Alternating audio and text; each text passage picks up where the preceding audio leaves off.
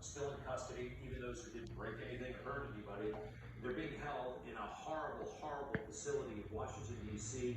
A judge actually found it so bad, and now the U.S. Marshal Service finds it so bad, they're moving prisoners out of there. Marjorie Taylor Greene and Congressman Gohmert showed up. They tried to get in. They've been trying to get in to take a look at this facility. It is a federal facility. They've been turned away every step of the way. But again, this facility is unsatisfactory. Everybody seems to know that at this point. The warden has been held in contempt of court because of what's happening there. And one particular detainee, defendant, is Christopher Worrell, a friend of Newsmax. I mean, look, can we speak for everything that he did that day? No, but my heart goes out to this guy. He has non-Hodgkin's lymphoma. He's being held in horrible, horrible conditions. And we talked to him, and it looks like he's one big step closer to freedom. And that would be great. That would be great because he's really, really suffering. We had him on the show a couple of months ago. How are you and how are the conditions? Well, my condition is deteriorating daily, but I've been, held without any medical treatment for over 166 days now. The DC jail practitioners have told me my doctor is not qualified. They've been practicing treating cancer patients for over 26 years, but here I am with no medicine on area. Christopher Worrell may be out of jail sometime tomorrow. He's not out of the woods yet. He's still got a lot of charges hanging over his head.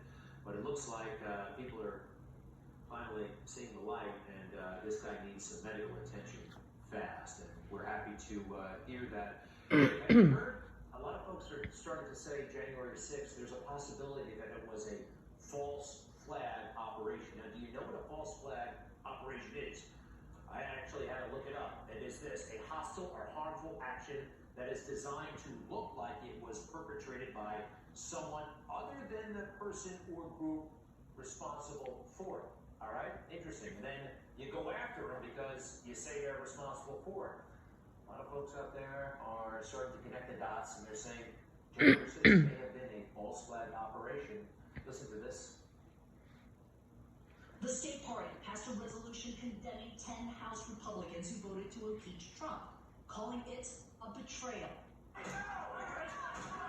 Then dived into this conspiratorial lie about the insurrection, that there is growing evidence that the violence at the Capitol was a false flag operation designed to discredit President Trump. They can label it a lie without any investigation so far, but there are significant questions, and we've seen the videotapes, individuals that the FBI seems not interested in finding out anything about.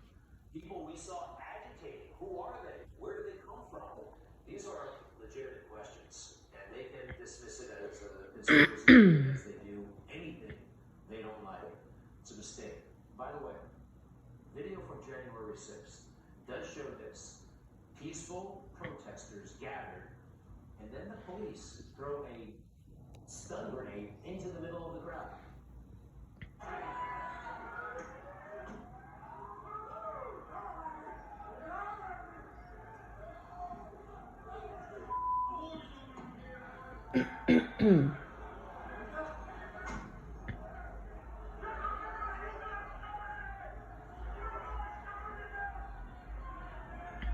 You guys started this.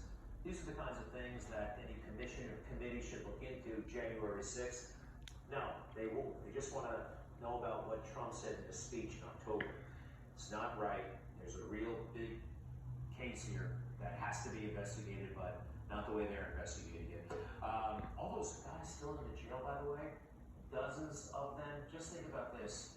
You're about to meet the mother of a young man who was killed by an illegal immigrant in a motor vehicle accident.